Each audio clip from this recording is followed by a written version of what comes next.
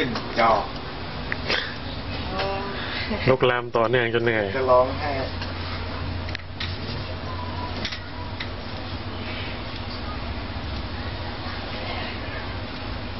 ต้องได้ที่ไหน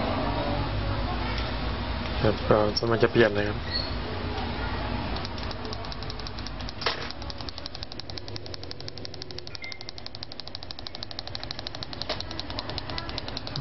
เสียงรัวซะ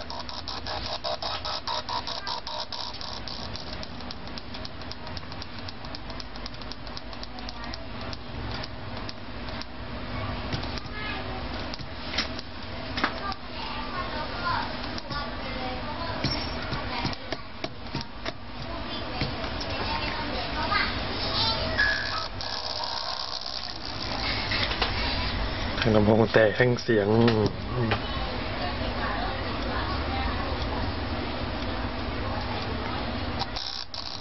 โอ้โห